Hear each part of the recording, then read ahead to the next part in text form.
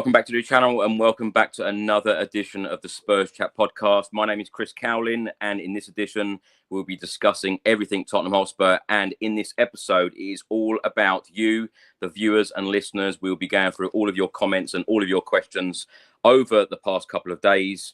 Now, if you'd like to get involved in this stream, please do put your comment in the stream live on Facebook, on X, or on YouTube.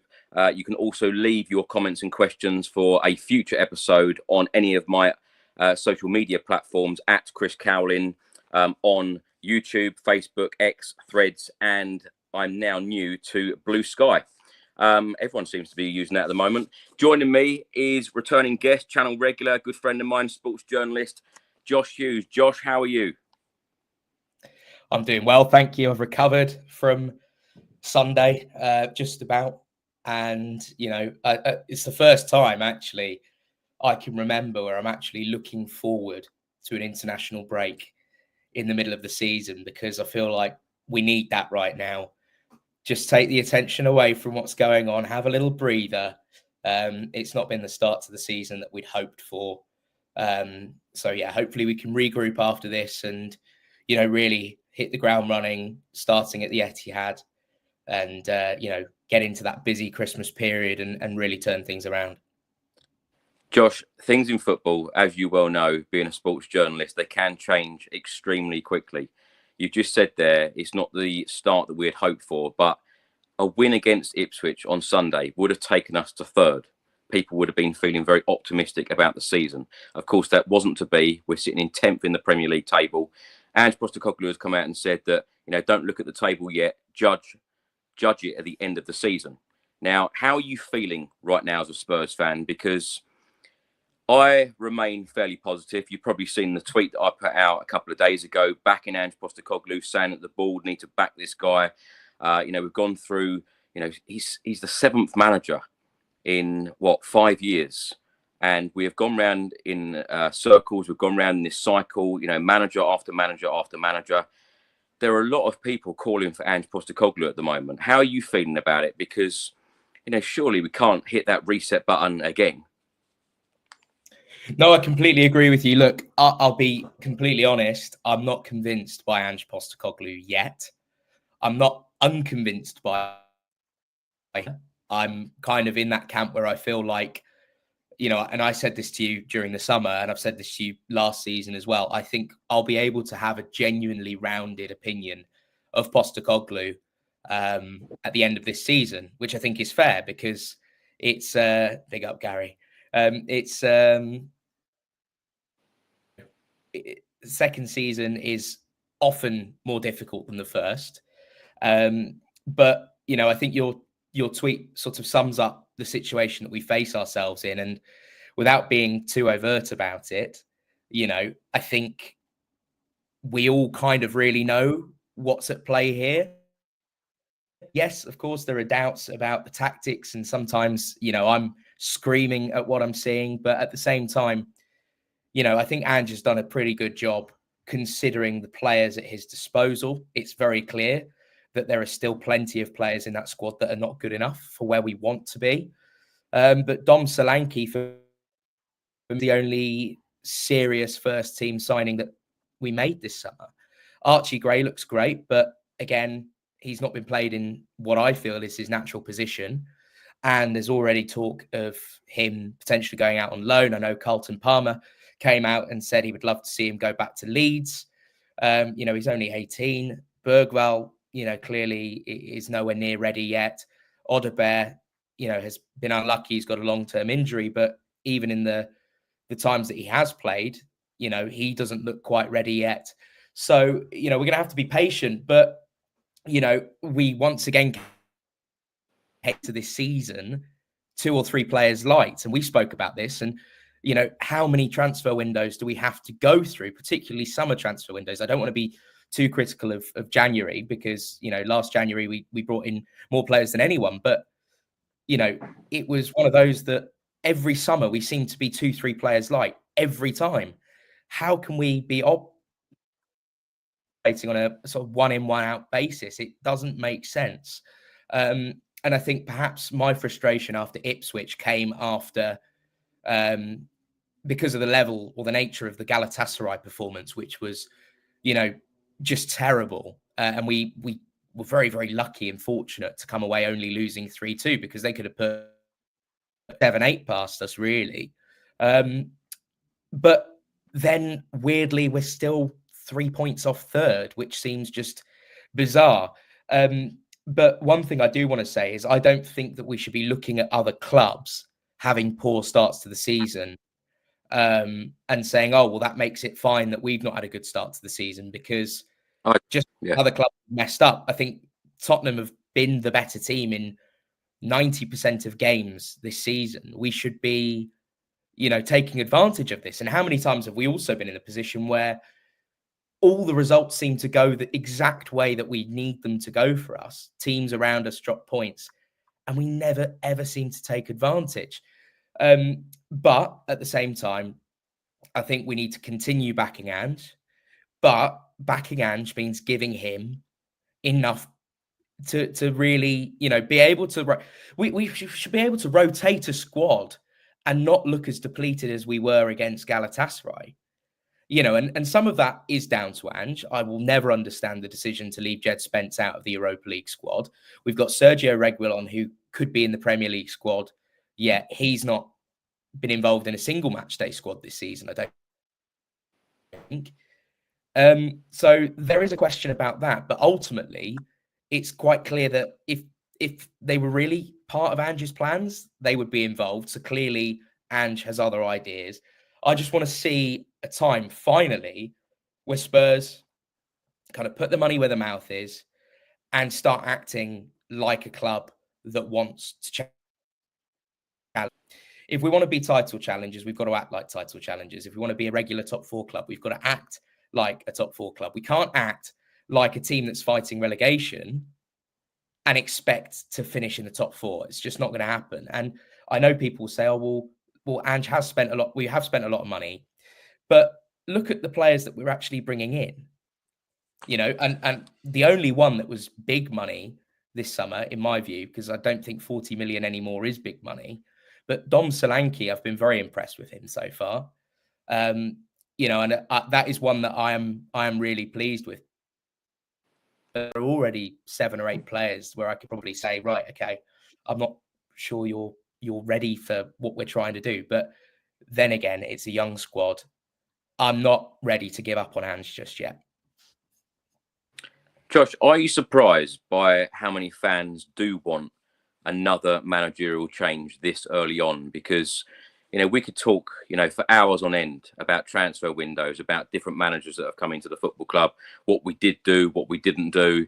There was that period of time under Pochettino, we didn't spend a penny in transfer windows in 518 days. How big is this rebuild in your opinion? Because it goes back to Pochettino saying about, the furniture needs to go in the mansion, about the rebuild, about players, coming to the end of their careers. People like Hugo Lloris, for instance, Harry Kane left a couple of days before, the season started for Ange Postecoglou. I suppose what I'm trying to ask you and say is that I think a lot of people are forgetting how difficult the situation was and what a mess that Postecoglou walked into. And did he, in your opinion, overachieve in his first season? Because a lot of Spurs fans wrote Spurs off for that first season. And, we were very unlucky not to finish in a Champions League spot. Of course, we got the Europa League spot finishing in 5th. I don't think we overperformed last season. I think that people overestimated, or people underestimated us and thought that the situation was worse than it was because we'd had our worst finish, in years, finishing in 8th, right? But for me, the situation that Postecoglou inherited, the worst thing was actually losing Harry Kane, because we all know his quality, one of the best strikers in the world, our record goal scorer, one of the greatest players we will ever have at this football club. That was the biggest thing. Ultimately, I don't think Postecoglou took over a situation that was significantly worse than the mess that every other Spurs manager that has come in the last 5 years has inherited. We're always in this state of flux, this state of rebuild, this I don't know, I think the thing that's so frustrating is the fact that it always seems to be one step forward, two steps back. But we always seem to, bar a freak here and there, we're always in and around the top four race, always in that sort of 4th to 6th kind of position. We haven't really left that position much. And actually I was slightly disappointed with last season because we started the season so well and finished it so poorly. But, that being said, Ange, I suppose, came out and said about instilling a style of football and an identity. No one can deny that there's an identity there now.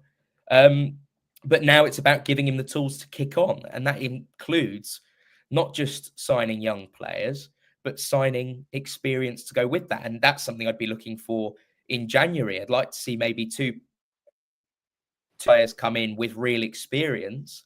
I think the young players could deal with that because there were moments like playing at Galatasaray where it's going to be tough.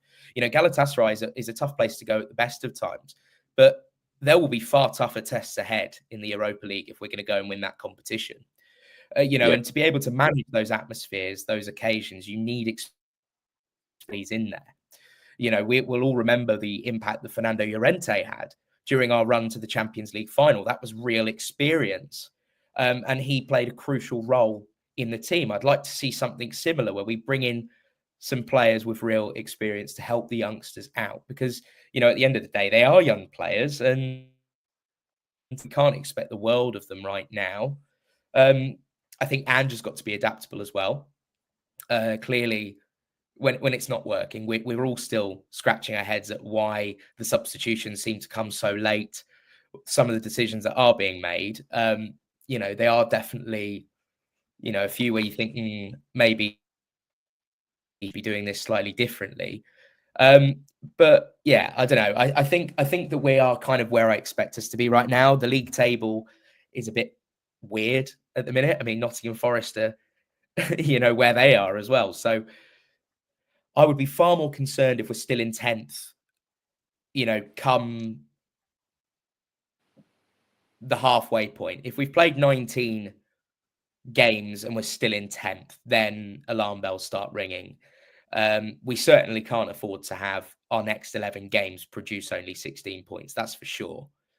We need to be upping those points significantly. And the thing that does give me some hope is the fact that we seem to be playing really well against the so-called better teams, the Aston Villas, the West Hams, these types of teams that are traditionally tougher to play against.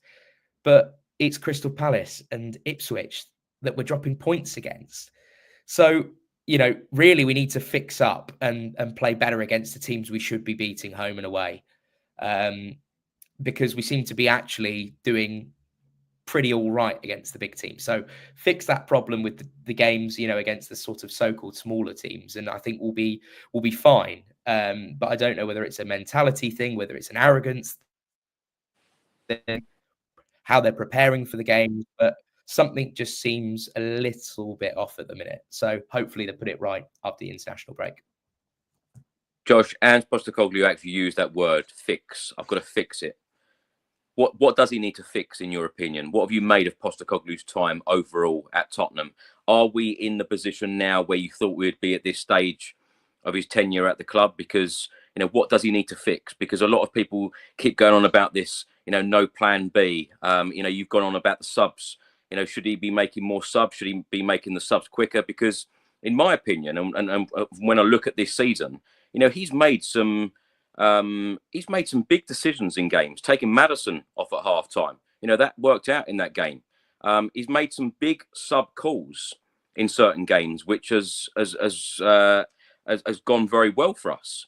So what does he need to fix, in your opinion? I know we can sit here and say, he needs to do a lot more in the transfer window. I completely agree with you. I think as a football club, Daniel Levy and the board need to keep continuously backing a manager so we can drive forward. Because as I mentioned, I feel like we do need to make up for other transfer windows where we didn't perhaps do a lot, or perhaps sign the wrong players. And I feel like we need to make up for that. But during this time, this season, what does Ange need to fix? Because he has changed the squad a lot. I know a lot of people on social media and a lot of people that I talk to, they say, well, he has been backed. He has been backed pretty well, which I do agree with. But like I said earlier, I feel like there is a lot to do, but there is still a lot to do. Well, being backed pretty well is being backed pretty well by our standards, and our standards are lower than they should be. We've got the best stadium in the world, best training ground in the world, with the third most profitable team in sport again for like the third year running, only behind two of the big American teams. He makes the amount of money that Daniel Levy makes from these concerts, these events. I mean, you've already seen Catfish and the Bottlemen have been advertised around the stadium. There's talk of Adele doing a big tour at the Tottenham Stadium. You know, it just doesn't add up. He's been backed, yes, but well by our standards, and our standards aren't anywhere near a club who wants to compete for the highest should be. Look, I think league position-wise, no, I thought we'd be better off. But when you look at the situation, you look at what he's dealing with and this chairman that we're dealing with, I think he's doing all right. I don't think he's doing a bad job, that's for sure. But equally at the same time, I did expect us to kick on from last season. I expected us to be almost transformatively better this year, and that hasn't been the case yet. But some of that, is, I suppose, people know how to play against us perhaps a little bit better. But there are also aspects of our game where I think we are a lot better. I think we attack a lot better. Missed a lot of key chances. You know, and there hasn't been a game this season where I haven't felt like I think Palace was the only game where I felt like we could have carried on playing for a month and still wouldn't have scored. Every other game, even the Galatasaray game, I felt like we can get a result. So I just think it needs to click, and we need a couple more players. But in terms of fixing things, you know, again, look at the goals that we're conceding. How many of them are actually Ange Postecoglou's fault, as opposed to, you know, sort of hideous mistakes made by players? You know, if you look at the two key problems on the pitch, as far as I'm concerned, it's we're not finishing our chances, which is mad considering I think we're one of, if not the top scorers in the league. And the goals that we are conceding, and we're definitely not conceded the most goals this season, but the goals we are conceding are really avoidable for the most part. You know, not every goal that we're conceding is a Brian Mbeumo volley right into the top bins that no keeper's going to save. It's crosses that are low and hard from the same positions on the pitch, goals being scored in the same areas, a doggy miskicking, you know, a clearance, or a player not showing enough conviction in the tackle. And, you know, maybe it's actually we need to get tougher. I think that's the key thing. That's the one thing that does concern me is, are we going into tackles hard enough? Are we playing the dark arts enough? You know, there are times when teams are going to, you know, Arsenal walked all over us when they did that in the derby. It was wasting time. It was being, you know, a lot of clubs have done that to us this playing season, the game in a way that we don't want to see play.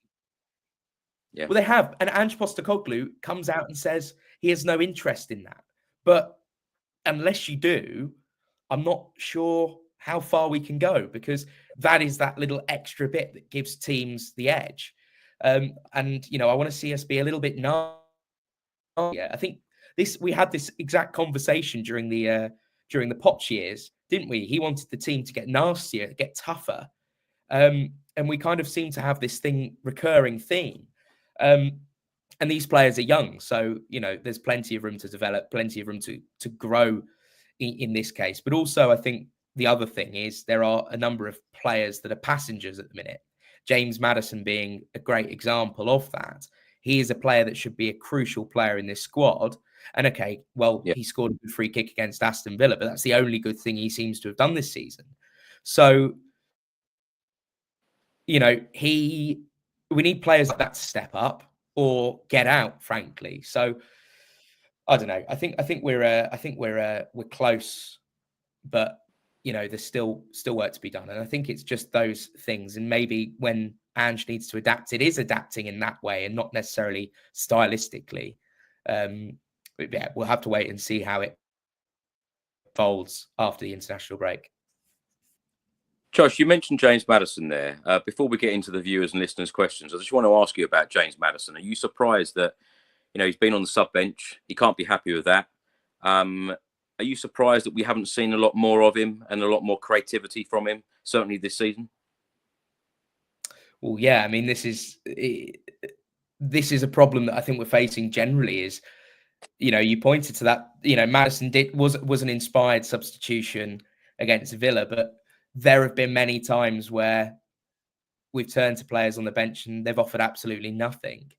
And I think that still is our issue, really, is, clearly Timo Werner's nowhere near good enough. He does all the things right, except for the final pass, the final shot, minus that one against Man City, and too often, and this is the kind of situation I think that is concerning a lot of us is, we want Ange to make substitutions quicker, but is Ange withholding from that because he doesn't believe that these guys can make enough of an impact? We can't be relying on a 17-year-old in Mikey Moore to make the difference for us. He's so young. I mean, we know his ability. He's got great ability, of course, but I still look at that bench and I think there's no experience, there's no calm heads. Bissouma is the only one really, and Maddison should be that, but there's a reason he's not starting. But I don't know. Maybe it's just the way that it's been this season, where there always seems to be one or two players just not at the races in every single game. We can have everyone else playing really well, but then Udogie doesn't play well and Maddison doesn't play well, and then that lets the whole team down. It's about finding that consistency, I think, all around, and also, from the players that are coming off the bench, I want to see them, proving a point. We've got Bentancur's impending 7-game ban coming, so that's going to, force our hand again. That's like having a long-term injury. These players have got to step up, and I wonder if I don't know how you feel about this, Chris. I'd love to know your thoughts, but for me, it's kind of, I don't know. I feel like, are these players really playing like their careers are on the line? If you're not playing week in, week out, there's a reason for it. And I want to see players, furious with Postecoglou that they're on the bench and prove a point on the pitch. And that so far has not really happened. I said in a couple of podcasts ago, Josh, that, I'm with Roy Keane on this. Back in the day when he used to be in that tunnel saying that I'm going to war. And, it meant, a lot to players going out. And all you see now is the players in the tunnel hugging, joking around with the opposition, etc. I certainly wouldn't be like that. If I was playing football matches, it would mean the world to me. And I feel like, you've already mentioned it, and I think we've mentioned it on the last couple of podcasts as well, about the aggressive side of us. We do need to be more aggressive. We do need to be better with the dark arts, which it seems like every single team in the Premier League is doing at the moment. And even Ange said exactly that. It is the nature of the Premier League now. If it's the nature of the Premier League, we need to join in and we need to be more tougher. And it does pain me a little bit to see Romero the way that he is playing at the moment, because we know that there is so much more in Romero, and that aggressive style that he had, I feel like has been taken out of his game. And I don't like that, because we've kind of got a very different version of Romero that we know that we could have. We'll come on to some questions and comments about Romero in a second. Josh, lastly, I just wanted to ask you about the inconsistency. Now, of course, the results and performances have been inconsistent, but some of the games have been really inconsistent themselves, because we've either played extremely well in the first half and then not in the second half, or vice versa. What do you put that down to? How can you play extremely well in the first half, like Leicester? It's right from day one, right from the very first game of this Premier League season. We did exactly that. Really good first half, pretty dull second half. We've seen it so many games this season. The Crystal Palace game, that was quite poor throughout. And someone did actually ask me the other day, they said, when was the last time you think we played well in a full 90 minutes? Because even the Aston Villa game, great second half, but not so good first half. We won 4-1. I think West Ham's the only game where we play really well for the 90 minutes. And that, is a concern. And the Karabag game, the Karabag game is another one where we controlled the match. And our Cup game as well, but even that we petered off a little bit. I don't know. We seem like a 45-minute team at the minute, and I don't quite understand why that is. Are they too, if they give too much in the first half, are they knackered by the second? We seem to have this period, and I believe the same against Ipswich, but it wasn't to be, courtesy of a Solanke handball. But we seem to have this period from 45th minute to about the 60th minute where we turn into prime Pep's Barca. We're just the best Tottenham I think I've ever seen is us in that 15 minutes of most games. I don't know where it comes from or what goes through these players' heads. They seem to start games far too sluggish. But I don't know, is it a concentration thing? And that's the thing that I suppose if we can fix that, clearly they have to expand a lot of energy. We outrun most teams, but I just don't understand. But then we question the mentality. And as TSOM says, every time we go 1-0 down early, I text my brother to say, don't worry, they have to score early. So we'll turn it around, and I feel the same. So is it a mentality if we go a goal behind, but then we always seem to be able to come back from that? So that's obviously showing great mentality, but then it's poor mentality going behind to a cheap goal in the first place and then not being able to play consistently for a 90 minutes. It's all very contradictory and all very odd. And to be honest, I think Ange's the person to ask about that, because it just seems completely baffling that these players, and this is the other thing you mentioned, Romero is able to concentrate for a full 90 playing for Argentina, yet he can't concentrate playing for a full 90 for Spurs. And that I find slightly alarming. And you could say that about most of the players, to be honest. They seem to be, if people like reading match reports and the kind of the player ratings often seem to be boosted by one half in particular. The only player really that I would say, well, Vicario, yes, and arguably Bentancur when he's played as well, although he's had a couple of iffy moments. Solanke's probably the one player that most games has been consistent both halves. He's pressed well and he's not had the service often, but now he's showing he started to score a little bit more recently when he does get service.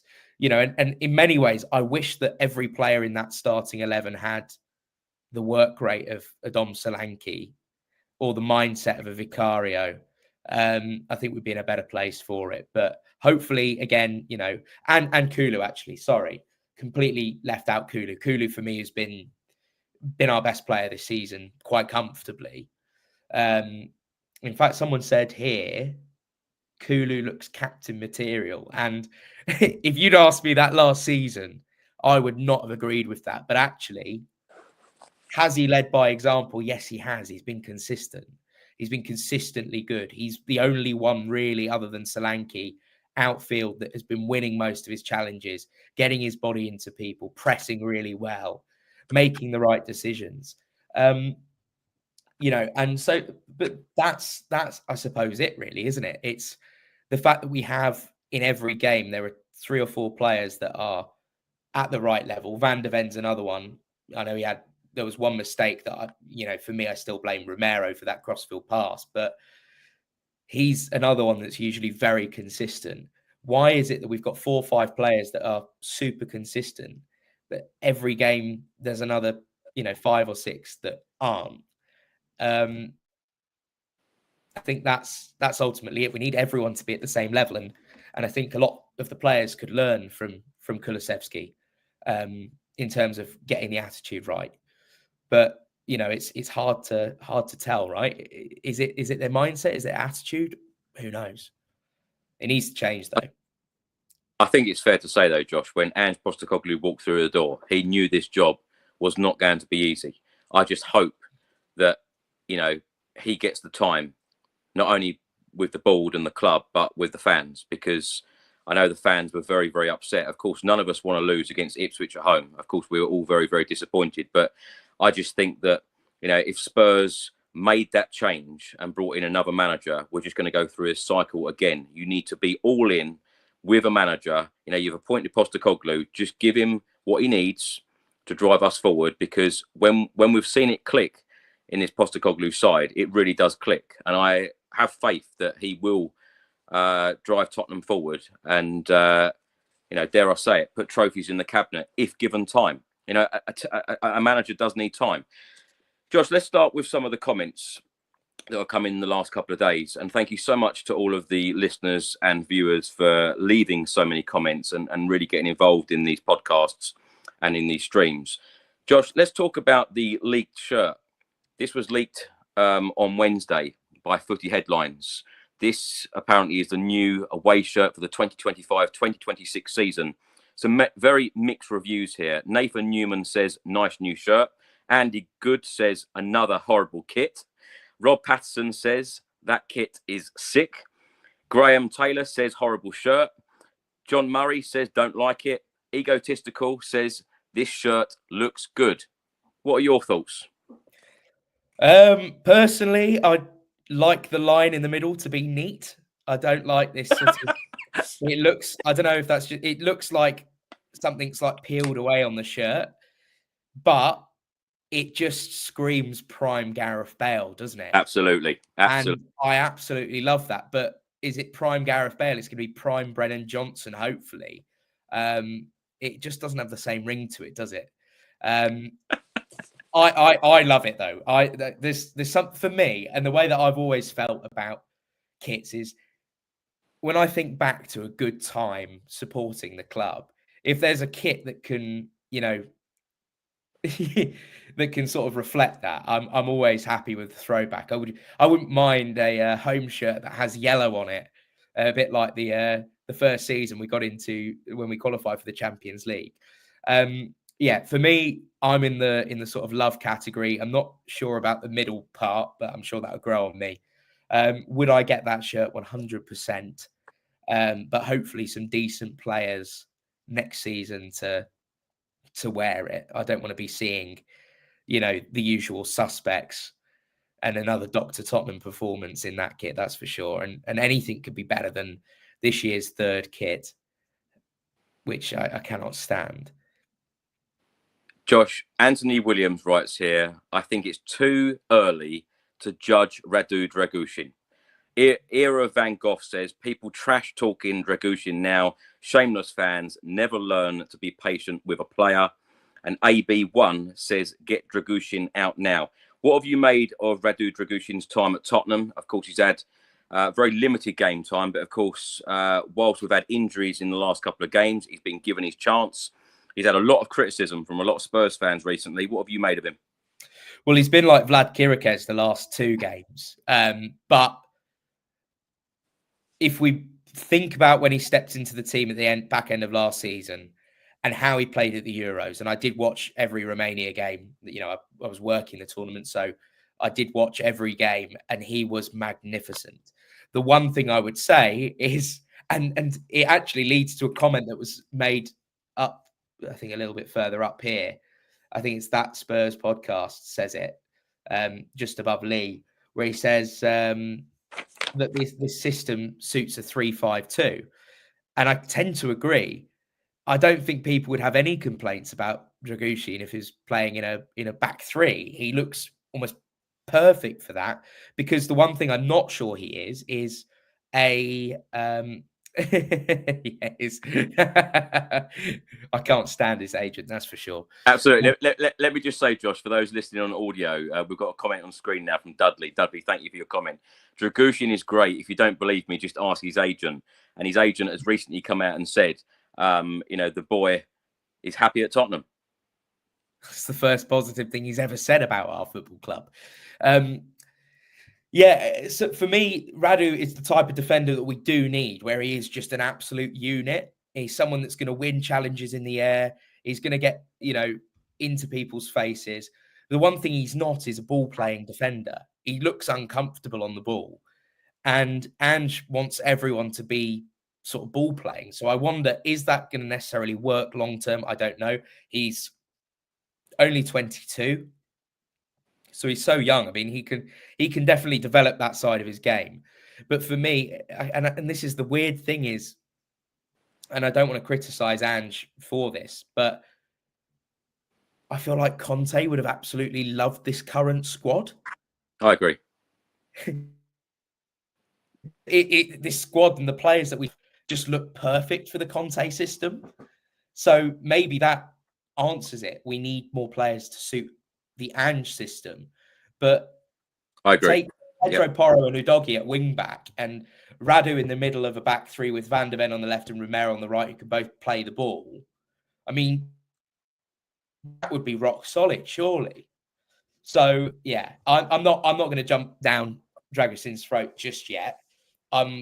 Again, I'm not entirely convinced, but he's young and we need to be patient. I don't want to get in the business of just constantly knocking players and abusing players if they have a bad of form, because everyone did that to Richarlison. And to be honest, the only thing I can really criticise Richarlison for at the minute is his injuries, which again, it's not really his fault, but that's the thing that annoys me about Richarlison. He scored 11, 12 goals in a 10-game period. So, you know, Brennan Johnson, again, he's had a pretty woeful time, went through a great scoring streak, and now he looks woeful again. So, you know, I think I want to give time. He's still new. He's not played a lot of minutes for us. You know, his first touch, you know, I think Nomad says his first touch, yeah, completely agree. He needs to improve that. He needs to improve his passing and on the ball. But yeah, I'm not going to jump down his throat just yet. I want time. Josh, there's a couple of comments here about Pedro Porro. Sean 1 writes, Pedro Porro has been terrible since the Real Madrid links, similar to Romero. And Mark on X writes here, what's happened to Porro? He's gone backwards from last season, not great in defence or attack. What have you made of Pedro Porro? And you know, more interestingly, what do you make of the Real Madrid links? Because he seems to be very happy about the Real Madrid links. He said that, you know, if one of the best teams in the world is looking at you, you're doing something right. Yeah, that I find a little bit odd, but maybe it's because Carvajal's coming to the end. They need a right back, and maybe that's an indication perhaps of Trent Alexander-Arnold may stay at Liverpool.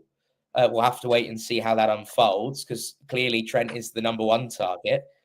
But yeah, it annoys me a little bit because he has been terrible. He has regressed massively. He's not hit a single good cross this season, remember, and he's not defended a single cross either. And that's the thing that bugs me more than anything, is the fact that, okay, sure, there's going to be times where you get exposed because the fullbacks go so high up the pitch and that sort of inverted, almost like a wide number 10 role. But he's not blocked a single cross. Every time that ball game or our right, you just know the ball's going to end up in the box because he's not blocking it.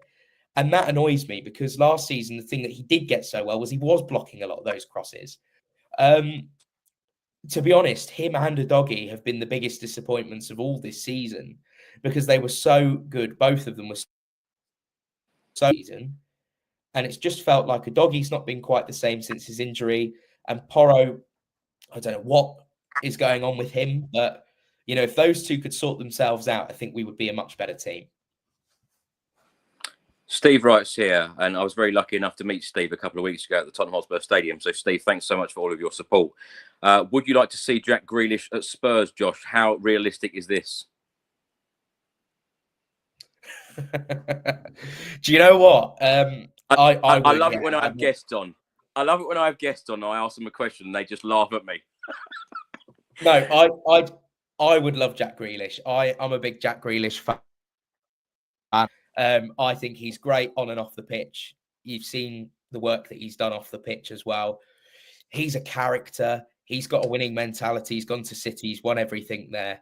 I think we need a bit more of that in our squad. We need some winners. Problem is, I'm not sure that City would take James Maddison. And that's the thing, is would we be able to have a Maddison, Decky and Grealish all in the same squad? I don't think so. One would have to go in at the minute. Maddison would be the one I'd get rid of. So, yeah, no, I'd love Jack Grealish, but I don't know. I feel like I don't know. It feels written in the stars back to Aston Villa. I don't know why. I just got a feeling that he might end up back at Villa. Where would he play in this team? Well, he could play off the left, I suppose, if Son's not going to play every minute. But because this is the thing as well, is Decky's kind of made that 10 his own. So I think he'd have to play off the left where Son plays as a sort of different sort of dimension to the team. I would 100% take Jack Grealish. I think he is everything this Spurs squad needs, that sort of big personality, winning mentality, someone that also carries the ball very well. You know, he would certainly run at players and make happen. Still, in my mind, one of the biggest mistakes that was made by Gareth Southgate was to not include him in the squad for the Euros, even though he hadn't played many minutes and he'd come back from injury. But yeah, I mean, if we could afford him, 100%, I'd take him all day long. I think the wages would be a big stumbling block, but I completely agree with you, Josh. Completely on board. I'd love to see Grealish in a Spurs shirt. And I'll tell you what, when I posted about this rumour and these reports in the last couple of days, I was actually very surprised, and am still very surprised on how many Spurs fans have said, no, don't want him. Stephen is one, Nomad is another here. No, wouldn't take Jack Grealish, which I completely agree with you. I think that he's got star quality that he could bring to the football club. Blumchen K writes here, Sonny should leave this terrible team for a trophy. Of course, there are many reports at the moment in the last 24 hours, even Fabrizio Romano has stated that Spurs are in the process of activating his contract for a 1-year extension, keeping him at the club until 2026. TalkSport reported that Son wasn't very happy by not being offered a new long-term contract, but it looks like Son is going to be at Spurs for another year. Josh, are you happy with that? I'm going to be really controversial. No, I'm not. Really? No. I think what I'm trying to say is no. The year extension I'm happy with, but I think that we've got to get rid of him in the summer. And I know that's really controversial to say. And I love Sonny, and he's been an absolute legend. He's one of my favourite players ever wear the Spurs shirt. But at some point, we've got to move on. He's clearly not at his best anymore. He's still good, don't get me wrong, but there are so many games now where he goes missing and where he's not got the touch anymore. Okay, and he's not who can whip in a cross like he did it against Aston Villa? Who could do that at Tottenham right now? No, but this is it. I completely agree, but this is the problem, though. This is the problem, and this is because we've got a chairman who is not backing the manager properly, and we've got a chairman who is not kind of built a squad in the long run. And maybe this is why we're buying all these young players. But this is the thing, is Sonny is an absolute legend. I love him, and if he stays, I wouldn't be disappointed. But there are some very, very good players now in that position that would cost a lot of money, yes, but they're young and they would have enough. They could come and join the club and be the next one that's here for 10 years. You know, how long do we keep a player at the club? Are we going to just keep Son until he retires? You know, and play him because of the legacy? You know, I do love Son. I really do. And I would keep him in the squad. If we could keep him in the squad and rotate him. My point is, we need someone that is his long-term successor that is brought into this squad. And that doesn't mean necessarily getting rid of Son. I think I've said this really terribly. What I'm trying to get across is we need a long-term succession plan for him. And I'm not entirely convinced that Mikey Moore is necessarily that on the left. Could he be? Is he on the left? Is he on the right? Is he a striker? You know, maybe Mikey Moore is that succession plan. I don't know. But there are some really, really top players that you could go out and get that could be, you know, brought in, and you'd look at it and you'd say, yeah, there's the clear succession plan for Son. We didn't have a succession plan for Kane. it doesn't look like we've necessarily got one for Son. I just want to see that succession plan. If it means keeping Son at the club and he's the club captain and, you know, we manage his minutes better, so be it. That's great. I'm not going to knock us keeping Son. It's just, I don't know if it makes sense what I'm saying. It probably just sounds like a lot of waffle. But I suppose bottom line is I'm concerned about the long-term succession plan. Are we keeping him because of his quality, or is the chairman trying to keep him because of the money that we're generating from the tourism that it brings and the big name and all the sponsorships and this, that, and the other, right? That's my concern. I want to be keeping Sonny for the right reasons. And I also want to see us have a succession plan. That's all. But okay, Josh, let me put it another way. The football reasons I'm on about, and I think a lot of fans would like to know your opinion on the football reasons. Do you think that Son can still deliver in the Premier League in the next couple of years? Because if Spurs do activate this clause in the contract, keeping him at the club until 2026, do you think that he could go beyond that at Tottenham and still play extremely well in the Premier League? So here's the thing. I think he can still deliver, as he is doing.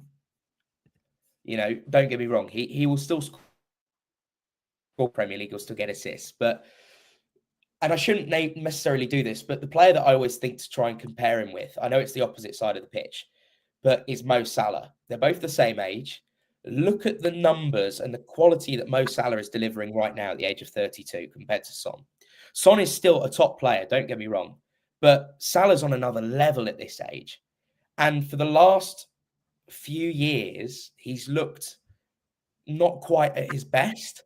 And I don't know if this is because he's been playing minutes after minutes. And I think this is the problem is, you know, we spoke about this actually when we had a beer,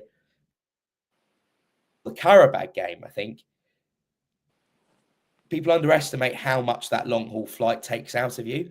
And he's required to play almost every minute of every game against any opposition for South Korea, flying far and wide in Asia. And there's loads of international breaks. He's doing that, also being relied on as the star man at Spurs to play most minutes in most competitions.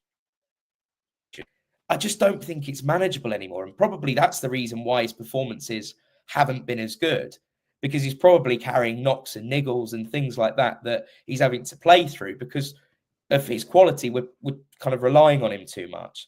I think it's fair to say, though, Josh, the lack of... Yeah, I was going to say, I think the lack of depth at Spurs has that effect on Son being so tired because he has to do everything. Is that fair? Absolutely. And someone said this. Ian J says, Salah is surrounded by quality players, though. Completely agree. I think we would see a better Sonny if we had more quality around him. That's for sure. There's nothing Son's ability. He is one of the greatest players to ever wear the Spurs shirt. And I feel very, lucky to be, around to see Kane and Son playing together. Exactly. Imagine rotating Son and Eze. Completely agree. But this is it. It's not.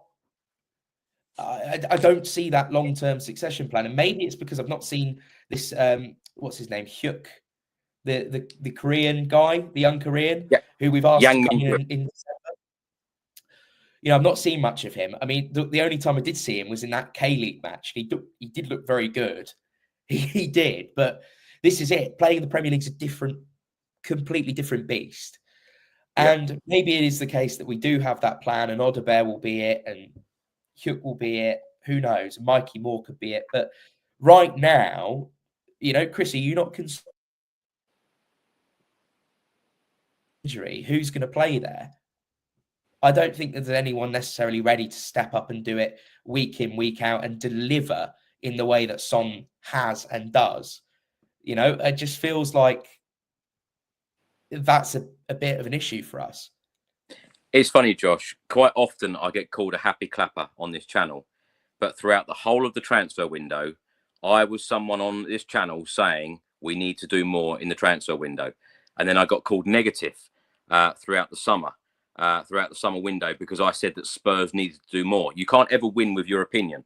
But I feel like at some point in the season, it will come back to bite us that we didn't do enough in the transfer window. Now, of course, the January window is coming up. Work does need to continue. Good work needs to continue. Good recruitment needs to continue. Now, Indy Bassi writes here on YouTube, new central defender required. Would you agree in the January window or the summer window? And whilst we're on the subject of January, what do you expect in terms of incomings?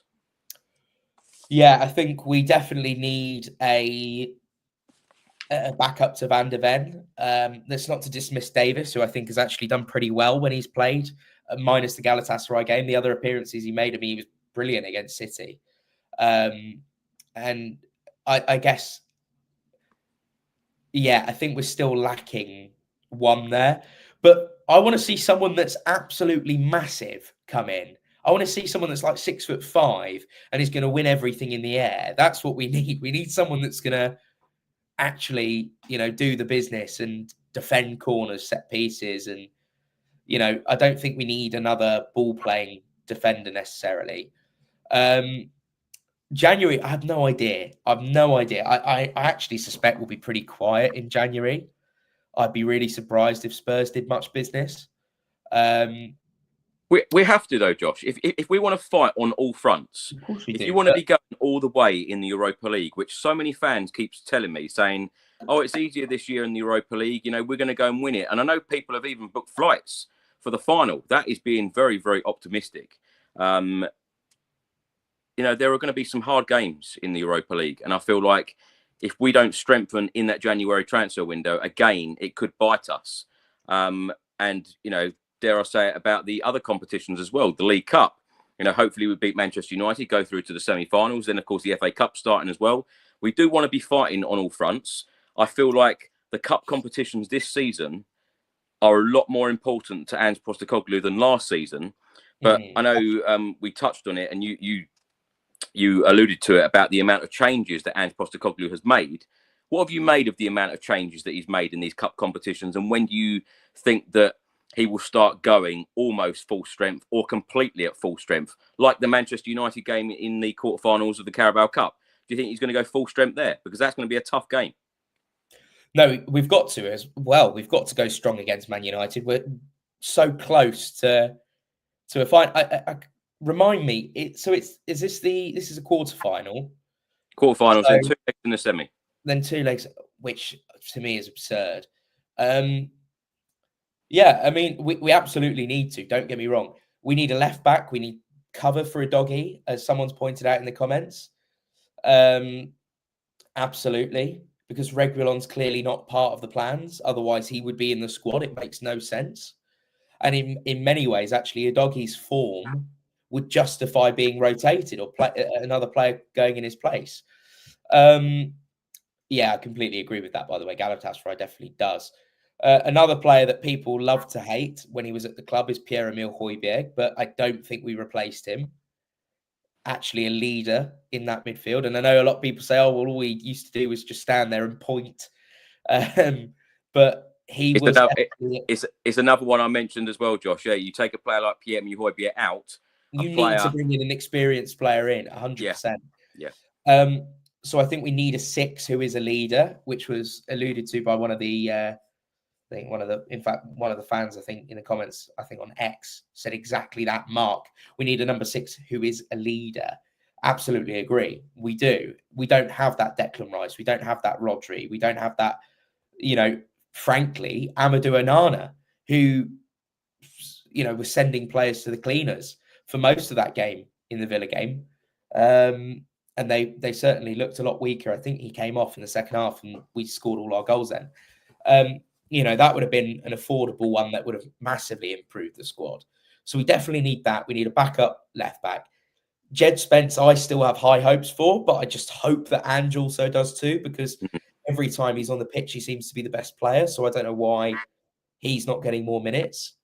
And then I suppose with the centre-back question you asked me, we've got Vuskovic to come in, who looks to be having a superb season in Belgium at the moment. Again, he's so young. But this is it, right? This is the thing. We said this in the summer, didn't we? We went live about literally 10 minutes after the Odebear sort of blindside. Yeah. And I said, you know, I'm happy with it, but we need players for the 2024-25 season. We are not competing in the 2027-28 season. I don't understand why we're building a team for 5 years down the line. We should be building a team for now. We've got a lot of games to play until 2027, when some of these players may have blossomed into top players, you know, and we need some experience now. So, you know, to be honest, I think we need 2-3 players, and I would like to see some experience in that squad. Absolutely. And then, you know, maybe in the summer we can go for some younger players again. But for now, we definitely need 2 or 3 players who have real experience. And this is another thing. This is why you asked about Grealish, and exactly why I would take Grealish. 29 years old, bags of experience, can't get a game at City because you look at the quality around him. There's so much depth that there are lots of good players that miss out on minutes. You know, I would love to have someone that has won something and has played for multiple years, you know, at the highest level in the best teams. That's what we're really missing. And I think the young players would learn a lot from those, for sure. Josh, this comment that I showed earlier, I'm going to show it again. Bod the Cap, thanks so much for all the comments coming in, by the way. Galatasaray showed how much improvement we still have to make. Now, when we all see it as Spurs fans, and I know that some people can be, you know, quite intense about the transfer windows and worrying about what we do or don't do in transfer windows, but surely at this stage, surely when you see games like Galatasaray and others, when we play, you know, or Ange makes so many changes in these cup games that he's done so far, surely the key decision makers can see that we do need players for now. Because how many people have actually come out and said it? I think that's, you know, the Spurs fan base can be very, very split on many, many occasions. But I think the one thing that people do actually agree with, everyone agrees with, is, you know, although we're building a great future, you do need players for now. Yeah, be good now 5. His comment is exactly what I was going to say, which is our first team would have destroyed them. But outside that, look out, you know, which is bang on. Our first team, I think, would have had no problems against them, would have brushed them aside. They're really poor defensively, Galatasaray. I don't know if you felt that in the stadium, but all we needed to do was get behind them and we'd have had chances galore. But instead, we caused our own problems in our own box and at the back. And every single thing that we gave them was a gift. We're like a charity at the minute. But though, Josh, it's not Championship or FIFA, is it? You can't keep playing. No, but we do need senior players. No, we can't. Exactly. But this is you bang on. But I think it goes without saying that this squad needs more depth. We need some experience in there. We cannot be. In fact, minus the red card, you know, and it was a silly challenge for the red. Lancashire was one of our best players on the pitch that day. Up until that point, I thought we'd actually played pretty well. This is it. It's too many players, but then we already did have some experienced players playing that didn't show up. Maddison played, he was terrible. Tom played, he was pretty terrible. You know, Davis has bags of experience, he was terrible. And Porro played again, he was terrible. So, you know, in many ways, yes, we definitely need the depth. I think we do all agree on that. But equally, it's the experienced players that are playing should be setting an example to the young players. Will Lancashire, as far as I was concerned, was setting an example for Heung-min Son and setting an example for Pedro Porro on how to play. That shouldn't be happening. So I think it's a mix. 100% we need more. But this is it. We've only got one starting 11 capable of putting together a top performance. Beyond that, we're in a lot of trouble. So, yeah, 100%. I completely agree. We need players in January.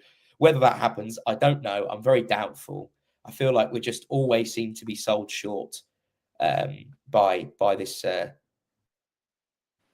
board.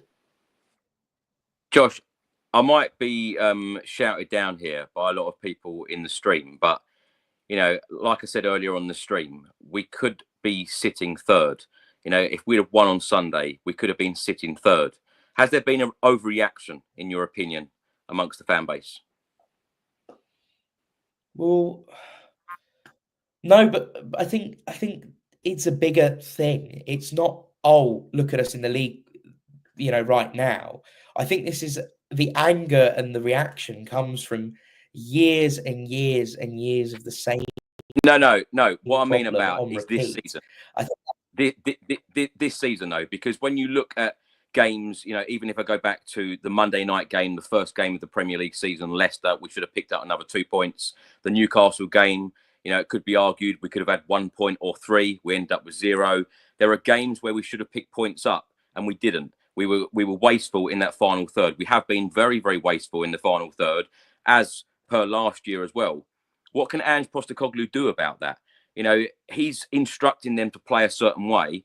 The team have been extremely wasteful in that final third, but yet when we don't win football matches, the blame goes on the manager. That's what I mean. Yeah, I think we need to be more patient with Ange for sure. I've lost it with him enough times this season, and then you wake up the next morning and you think, actually, maybe I've gone a bit too far here, or I've overreacted. You know, we could be third, but we're not. It's totally. We have dropped countless points this season because of stupid mistakes. And these are things that need to be rectified. We're conceding goals from set pieces. That's the manager's responsibility to sort it out. We still haven't sorted it out. And Ange Postecoglou doesn't think it's an issue, but it still is an issue. We're conceding the same type of goal in the same positions on the pitch every single time. Maybe there's something that the manager can do to try and counteract that. He's not done that yet because we're still conceding the same goals. We're falling behind in God knows how many games now where we've fallen behind. That shouldn't be happening. It's been going on for too long. Surely the manager would be looking to do something about that.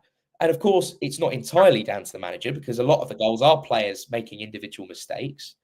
But, you know, I think at the same time, as I said before, we shouldn't be looking at other teams messing up this season and using it as an excuse for where we are. We should be a lot in the table. And actually, I look at if you look at the performances where we have played well, we could be far, far closer to Liverpool at the top of the table than where we are now.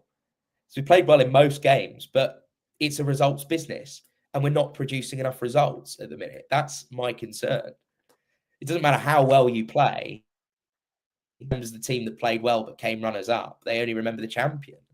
So we need to start picking up points and fast.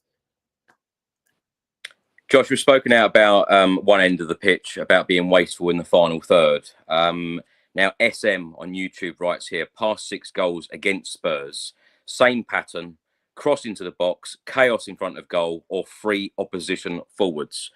What have you made of us defensively this season? Because I know, you know, during Andrew's time, I suppose it has come across to a number of fans that, you know, it's all about attacking. Don't worry about if we concede. You know, I think that's very evident this season of us going behind and coming back. You know, we're the record holders of coming back this season and coming from behind and winning. But is that starting to bother you? Is the defensive side of our game starting to bother you that we are conceding goals and then having to, you know, do so much work to then come back into matches? Yeah, I mean, this is the thing that I can't seem to work out myself. You know, is it just individual errors and bad luck? And, you know, but at the same time, I'm looking at it and I'm thinking, we don't, even when Van der Ven is playing, I don't feel like our back, it's exactly that position on the pitch every single time, that ball coming into the box. I just feel they're not good enough to play a back 4. We do not have good enough defenders to play a back 4. And I don't know whether it's the system that's causing us to be isolated. But actually, when you see these goals and where we're conceding these goals from, look how many players are actually in the box. It's quite a lot of players in the box there. So clearly, you know, the outnumbering is not so the issue. But look, what are those players doing? What's Romero doing? Who's he looking at there? You know, there are players that are shying away from challenges. It's Brennan Johnson not going into the 50-50 further up the pitch and then getting beat. It's Pedro Porro not blocking the cross. You know, I'm worried about us defensively because there seem to be so many times where people are ball watching. They're ball watching. They're not looking after their man. You know, despite the number of bodies, put it this way, right? If that situation was in reverse and it was 5 Ipswich players, 6 Ipswich players in the box, what would happen? Backwards and sideways and try and build again. What happens when Ipswich is in the box? We melt like butter. It's so easy for them to get through us. And I think that's the big concern, is that, you know, if we're conceding this number of goals, but they are all, you know, worldies, or it's an unlucky double deflection or something, who knows? But the goals that we're conceding seem so avoidable. And if you and me can see it, and people in the comments can see it, you know, surely Ange can see it.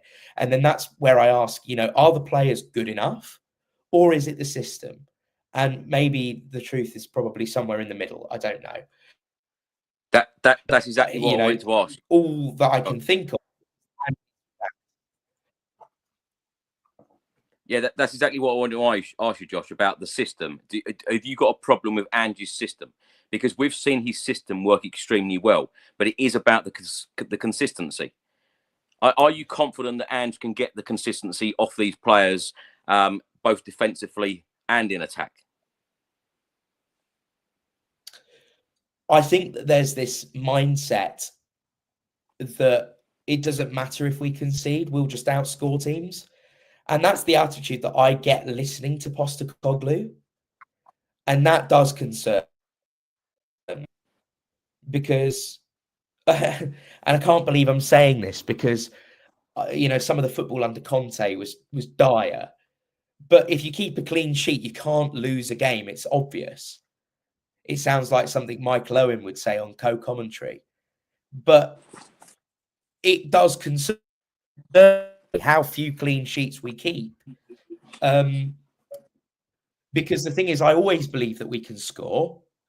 And maybe it is the system. The system needs to change somewhat. But then I also think that we would be supplemented a lot better if we had a good, top quality, experienced 6 that could drop in.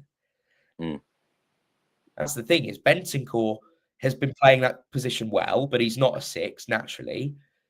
Bissouma, I'm not convinced, is a 6, nor is Sarr. Gray is supposedly a 6, but he's not been played there yet. I think if we have that top player in that defensive midfield role, maybe that sorts out some of our issues. But then also, Vicario's got to be brave from crosses, and he's got to come off his line more. We need to stop playing it out the back all the time. And that is down to the system, because how many chances and goals have we conceded from playing it out the back and, you know, giving it away? You know, maybe the whole situation. In fact, I would love to know. I don't know the stats for this. But I would love to see what our defensive stats are if you take away us playing out from the back. I don't know if there even is a stat for it. How many fewer goals we would have conceded from errors that came from us playing out the back. I think it would be quite alarming. Yeah, I think someone said here, Brad says, when have we seen his system work really well? I think you mean it looks pretty. And I kind of agree. Like, I don't know if it has actually worked that well, because it's not just defensively. How many times have we seen the wingers high and wide hugging the touchline, completely isolated with nowhere to go, and we have to turn and play backwards again?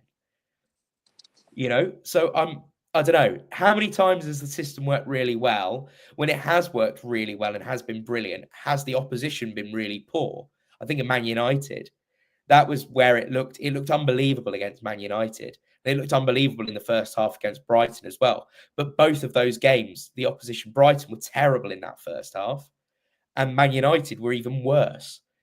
So,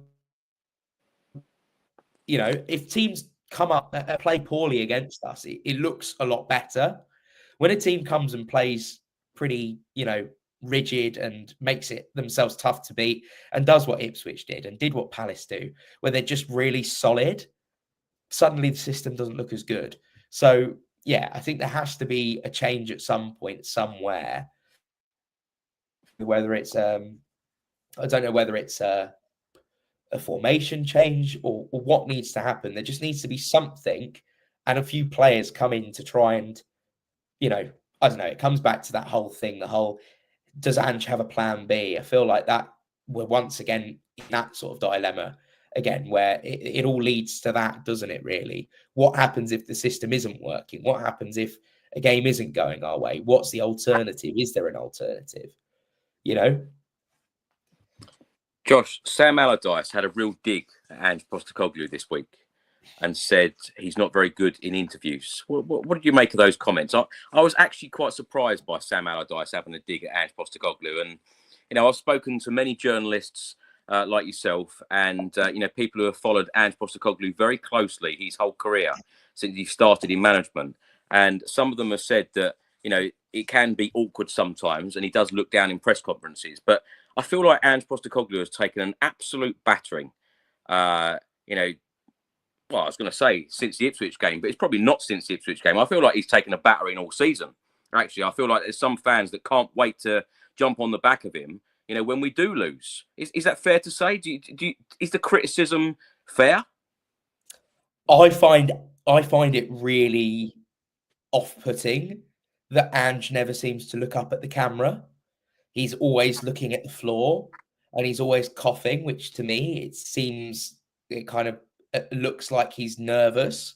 Why should that matter, though? As long as he's doing his job, why should it matter where he's looking? Because there's an element of, I don't know, maybe this is where football's gone. Football's become very performative, hasn't it? Yeah. You look at the way that Jurgen Klopp used to speak in the media and he used to say all sorts of bollocks, but there's an air of sincerity about it because of and it comes across maybe insincere, and when things don't go well, it can become really frustrating, and I find it quite frustrating. But then he hits journalist after journalist with absolute zingers. Like they'll ask him something and he'll come back with a quick response, and there's no doubting he's super up there.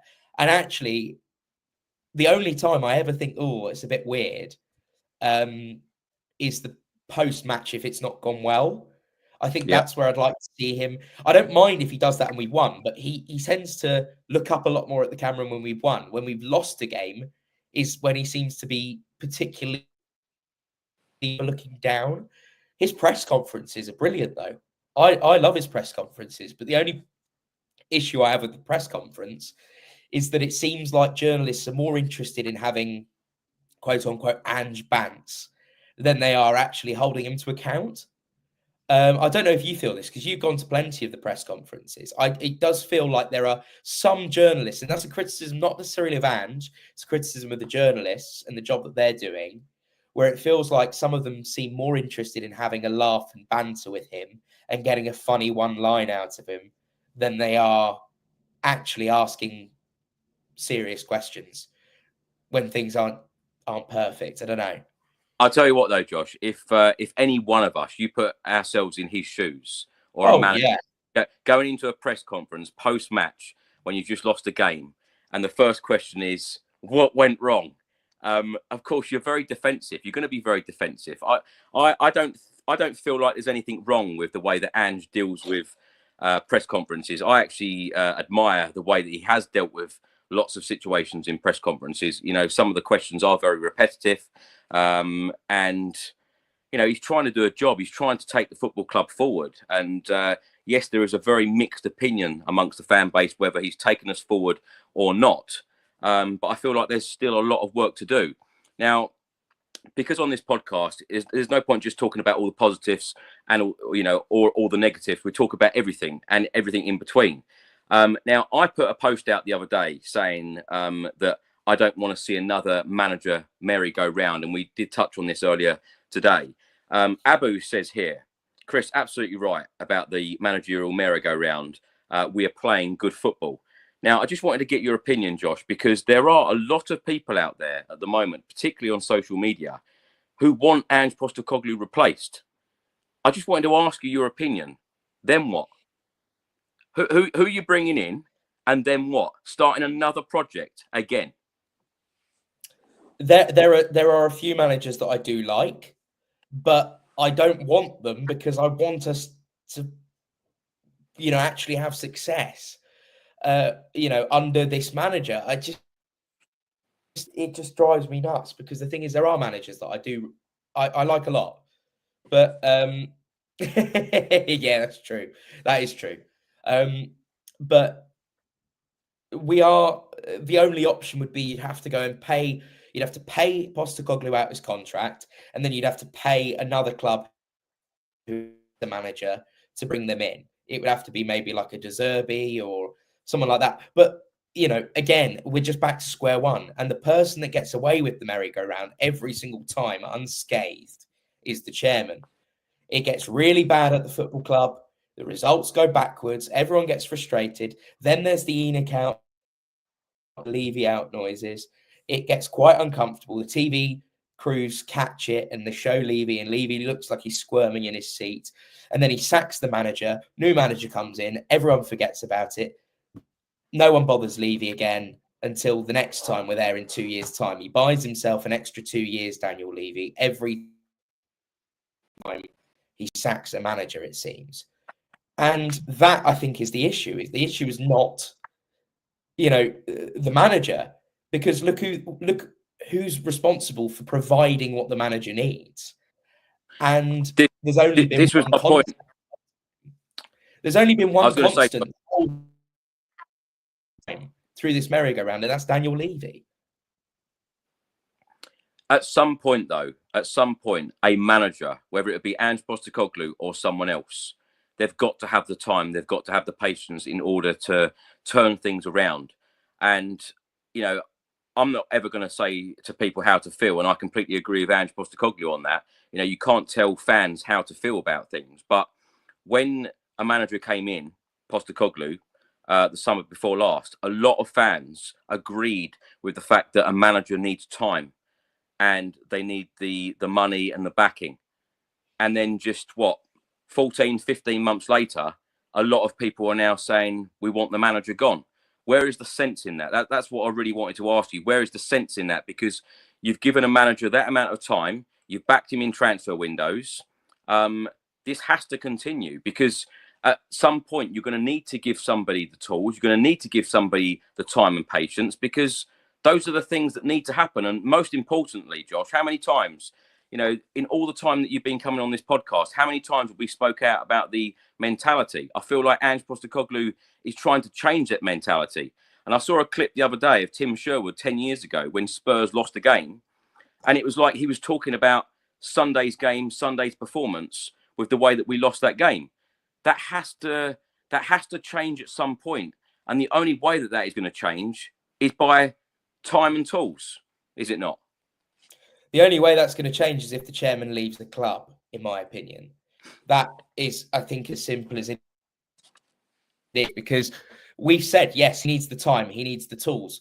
But how many times have we been here with a manager where we said the same thing? Every time we've had a manager since Poch, it's been the same story. Give them time, give them tools, give them the players they want. And we always seem to be selling them short.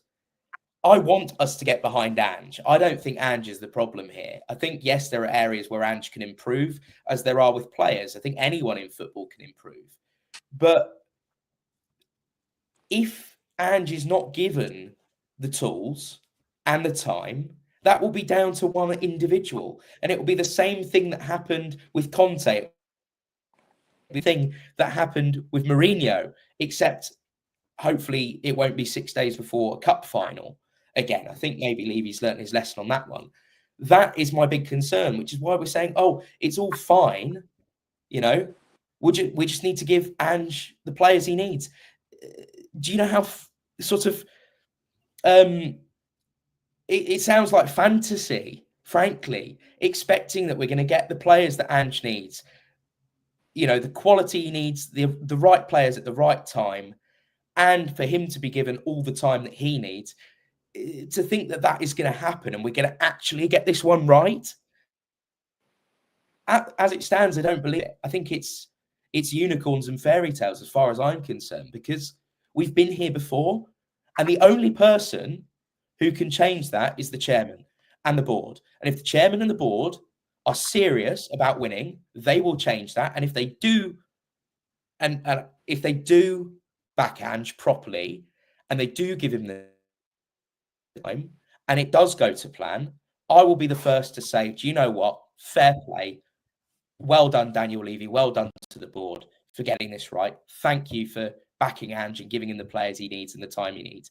But Chris, we're on to our 7th manager in 5 years?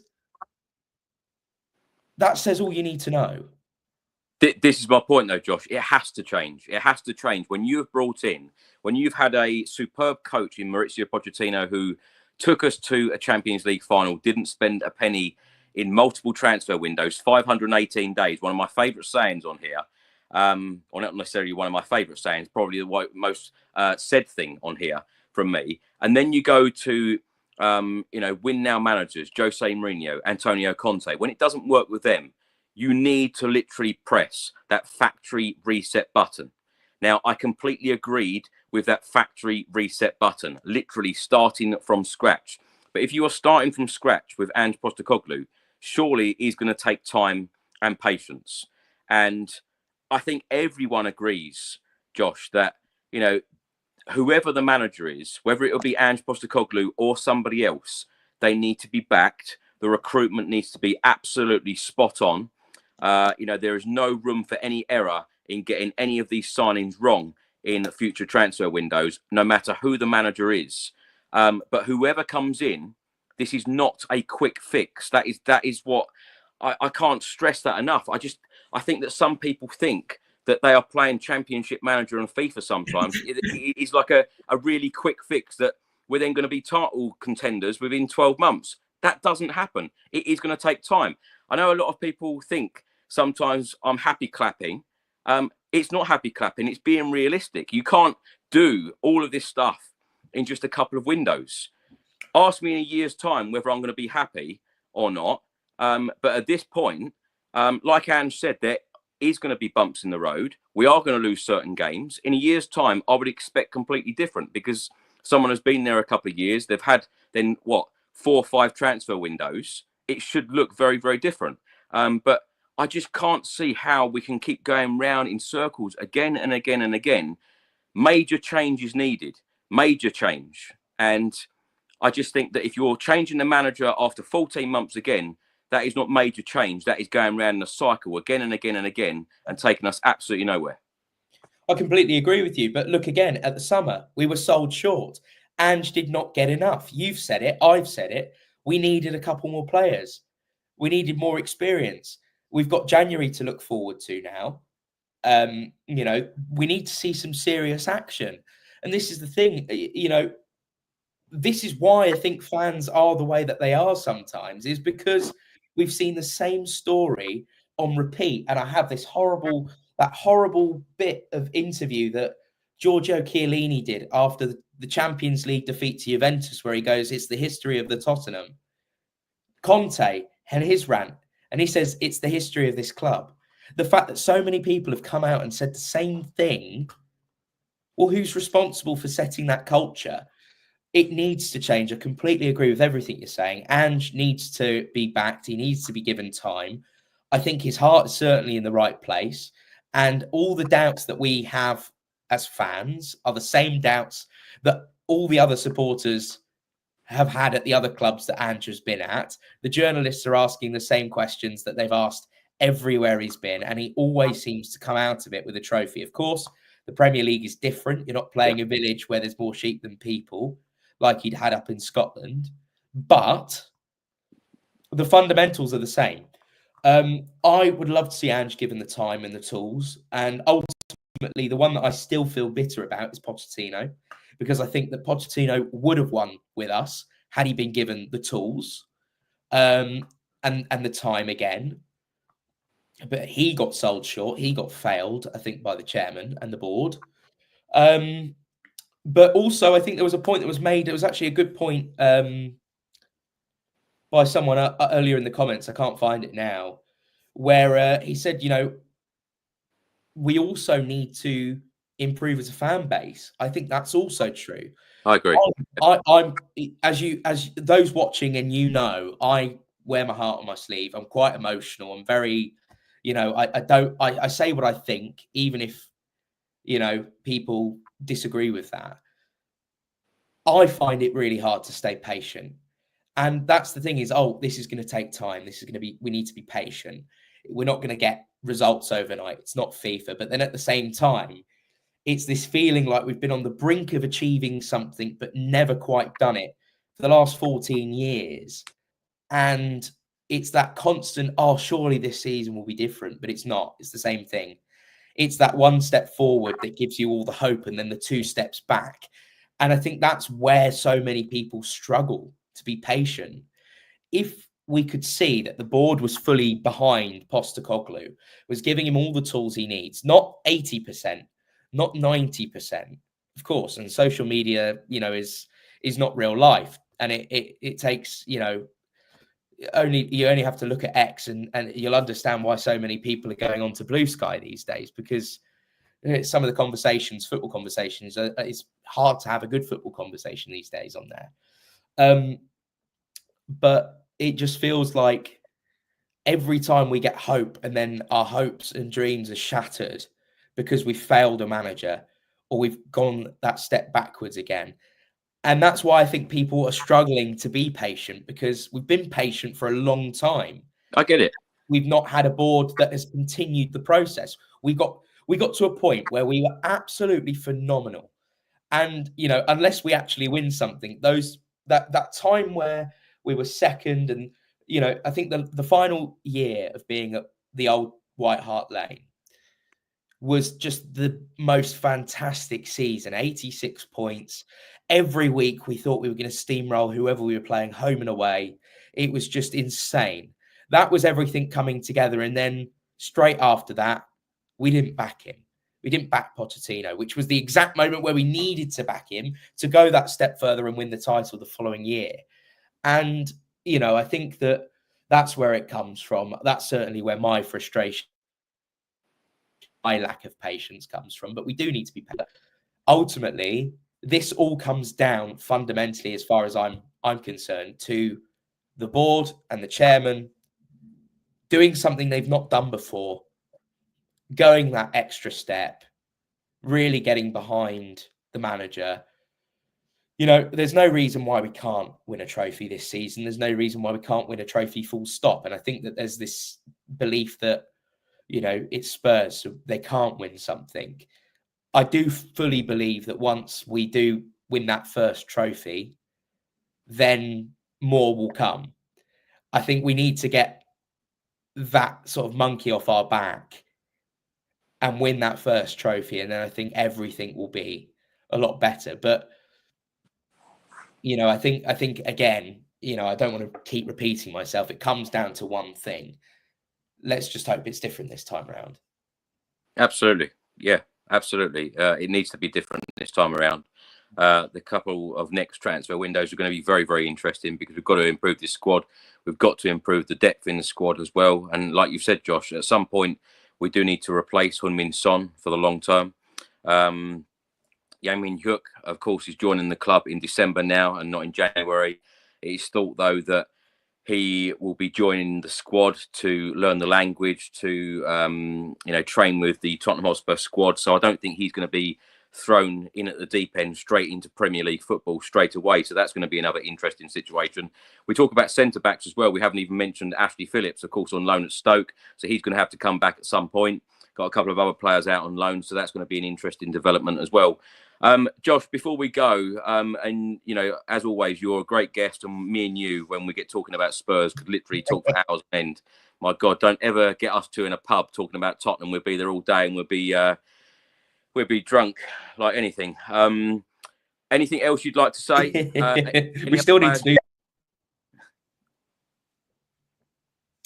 Well, someone's just asked here, Phillips, ? Dorrington, ? Will they ever break through? And that is the question. It comes down to this, I wouldn't go as far as saying we're doing a Chelsea there, but it seems to be the case that we've bought a lot of these young players hoping that they break through. We've got a lot of quality from the academy as well.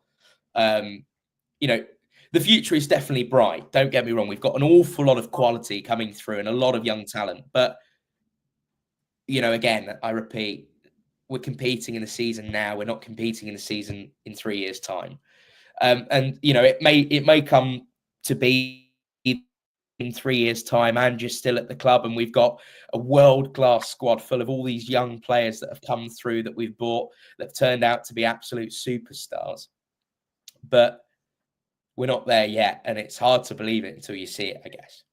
But, I still, despite everything, have optimism. I said to you last season we'd finish fifth. We finished fifth. This season I said fourth, I believe. And I still, at the moment, I'm clinging on to that. But I really want to say no, I don't think we will. I'm not even going to put you on the spot and ask you that question. And I think for the next couple of podcasts, we're going to give the guests time off on that one. About asking position. We'll have to wait and see. It's very difficult. And, predicting trophies this season when we are so inconsistent, it would be great if we can go all the way. But, even Ali McCoy said on Tottenham's day, they can beat anyone. Totally agree. But, of course, as we've all seen, the Crystal Palace game, the Ipswich game, we can also be inconsistent. So let's just wait and see what this season holds. But hopefully we can be successful in the near future. And hopefully it will be under Ange Postecoglou being backed continuously by the board. Josh, as I said, you're always such a fantastic guest. Thank you so much. And we look forward to having you on again very soon. Where can people find you? What are you up to at the moment? Josh Hughes TV on X. And we've got a few things in the pipeline, working on a few bits and bobs. But one thing I will say, just flagging this from Steve, he says, Chris, still need to bring the show on tour. I completely agree with that. And that's what I'll leave you with. Someone actually said in the stream earlier, Chris looks tired and I forget what it was, tired and dreadful or something. And it's just, I do feel quite grumpy, I think, wasn't it? I feel quite groggy today, which feel like a bit of flu's coming. So I'm not grumpy, although I'm not very happy about the Ipswich game, I must say. But as you said at the very start, Josh, the international break, it either comes at the right time or comes at the bad time. You can't really win when you lose because, of course, you want to get back into that winning momentum again. But sometimes you need a little bit of a break from it. But can't thank you enough, Josh. Thank you so much for your time. Thank you for watching, everyone. Thanks for listening. And thank you so much for all of your involvement. Literally hundreds and thousands of questions over the last couple of days. So sorry, we literally can't get through all of them. But please do leave your comments and your questions for the next one. And we will go through as many as possible. Have a great week, everyone. And we'll see you on the next one. Come on, you Spurs.